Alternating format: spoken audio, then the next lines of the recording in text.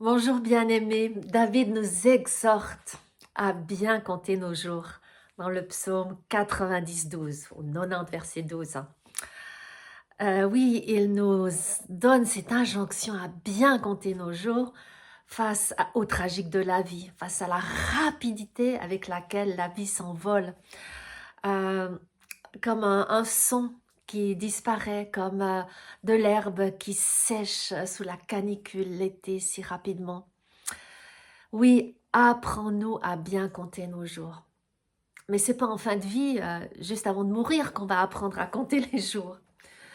Il y a une culture biblique qui a une tradition millénaire de compter les jours entre la Pâque et la Pentecôte. Et la Pentecôte, qui est appelée aussi la fête des semaines, parce qu'elle aboutit après 7 semaines de compte des jours, jour après jour. Je vous rappelle, la Pâque, c'est la descente de Dieu, la délivrance de l'esclavage, du péché. C'est Dieu qui se mouille au sein de l'humanité pour montrer sa grandeur, sa bonté, son amour envers ces créatures qui souffrent. Il n'y a pas de préparation à part un repas symbolique le jour même de la Pâque qu'il faut célébrer, prendre en famille. L'agneau, les herbes amères, le pain sans levain qui est ce pain de misère qu'on doit prendre parce qu'on doit partir en hâte et qu'il n'y a pas le temps de lever. C'est pour souligner aussi la rapidité avec laquelle Dieu intervient dans l'histoire et cette protection qu'il est prêt à mettre sur tous ses enfants face à ses jugements contre le mal, contre tout ce qui l'oppresse, contre tout ce qui le déshumanise. Nous comptons donc les jours entre la Pâque et la Pentecôte, cette semaine, plus un jour qui font 50 jours. Dans l'Exode, c'est le don de la Torah, le don des 10 paroles de vie, les décrets qui vont permettre à un ramassis d'esclaves de devenir un peuple uni, un groupe, une communauté soudée qui fait alliance avec Dieu, dans des valeurs communes avec Dieu. Et dans le livre des Actes, Shavuot est décrit comme le temps choisi par Jésus, le Messie lui-même, pour faire descendre dans toute sa plénitude son esprit, afin que la promesse des prophètes se réalise, pour que la loi soit écrite au fond de nos cœurs. Eh bien, justement, c'est cette culture biblique qui nous invite à compter les jours entre la Pâque et la Pentecôte pour préparer notre cœur à cette intégration, pour préparer notre cœur à recevoir la plénitude de l'Esprit. Donc, il y a comme un travail de purification, de sanctification, que Dieu va lui-même orchestrer, comme il a orchestré les différentes épreuves, les différents défis auxquels Israël a dû faire face.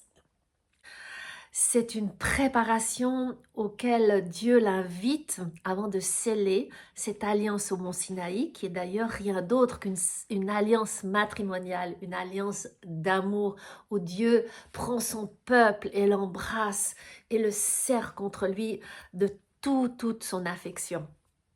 Donc ces 50 jours restent une période durant laquelle, dans la culture biblique, les enfants de Dieu comptent les jours, comme pour se préparer déjà au jour final de sa mort, mais surtout pour permettre à l'Esprit de Dieu de nous visiter, de nous purifier, de nous sanctifier. Et dans la tradition d'Israël, on se penche sur les qualités de Dieu que David décrit dans sa prière en vue de la construction du temple par son fils. Là, il décrit cette qualité fondamentale de notre Seigneur. Et comme nous reflétons son image, nous avons été créés à sa ressemblance, eh bien nous avons aussi nous-mêmes en nous ces 7 qualités. Alors, chaque semaine va conjuguer une de ces qualités divines avec une de ces qualités humaines pour voir comment elles s'orchestrent, comment elles s'actualise dans notre vie, dans notre caractère et surtout dans nos relations avec Dieu et avec autrui. Donc maintenant, nous sommes dans la troisième semaine de l'Homère, celle qui décline la notion de splendeur de Dieu, de la beauté de Dieu. Et qu'est-ce que cela signifie? Et ce n'est pas mon propos de vous développer ça, c'est juste pour vous faire envie. Mon propos, c'est de vous donner la possibilité de voir que dans la pédagogie biblique, il y a 50 jours chaque année qui nous préparent à la conscience de la tragédie de la vie, de l'urgence de la vie, de la rapidité de la vie et de l'importance de purifier, d'être purifié dans son caractère, d'être sanctifié, de devenir une nation sainte, de devenir une communauté sainte pour le Seigneur, des individus alignés, équilibrés, remplis de joie, de beauté, qui n'accusent pas autrui de ce qui leur arrive, mais qui en prennent la totale responsabilité et qui peuvent, bien sûr, on peut être victime de quelqu'un, mais à ce moment-là, placer leurs limites et surtout pardonner le mal qu'on leur fait. Sans négliger d'avoir posé, bien sûr, sa parole.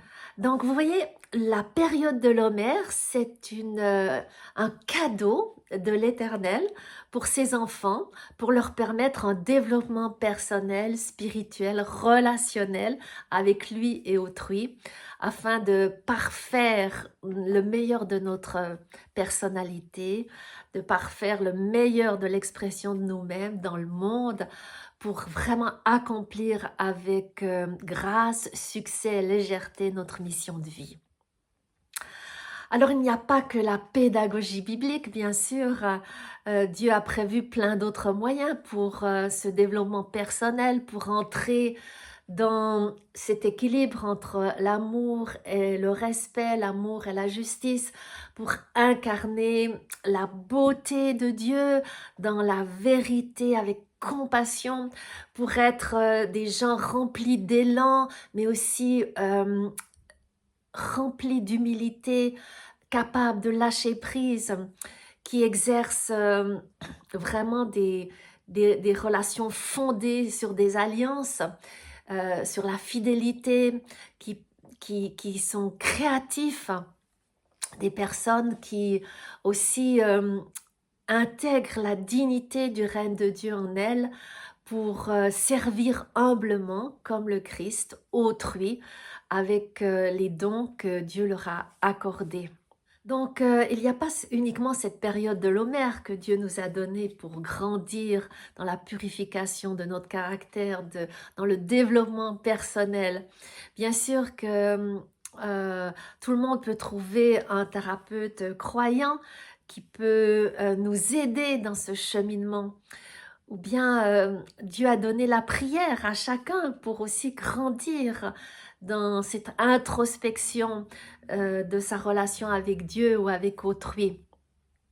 Et justement, c'est à ce sujet-là que j'aimerais vous inviter, si vous ne connaissez pas la prière pour la transformation, de peut-être considérer nous joindre du 4 au 9 août dans le monastère des Voirons, dans la vallée verte, derrière Annemasse ou derrière Collonges-sous-Salève ou Genève, et de venir vous-même pratiquer cette prière sur vous-même avec d'autres pour grandir en maturité spirituelle, émotionnelle et pour arriver au meilleur de vous-même, ou sinon aussi pour mieux maîtriser cet outil, surtout afin de le répandre, de le faire connaître autour de vous. C'est le temps vraiment actuellement dans l'histoire de l'humanité d'entrer dans plus de maturité. Des temps difficiles sont devant nous et il est bon de pouvoir rester ancré, calme, dans la sécurité que nous pouvons avoir en Dieu, en exprimant un beau caractère autour de nous, malgré les pressions, malgré les sollicitations que nous avons de toutes parts. eh bien, je vous invite encore une fois à venir à cette formation sur la prière pour la transformation. Vous pouvez avoir tous les renseignements sur notre site www.sepsi-pleroma.org ou nous écrire à info@sepsi-pleroma.org. Je me réjouis de vous voir peut-être cet été, mais surtout maintenant, profitez encore de la 4e, 5e, 6e, 7e semaine et d'explorer toutes les qualités de Dieu pour voir comment elles se reflètent en vous et de grandir dans la maturité spirituelle et existentielle. Je vous embrasse de tout mon cœur et je vous dis à bientôt.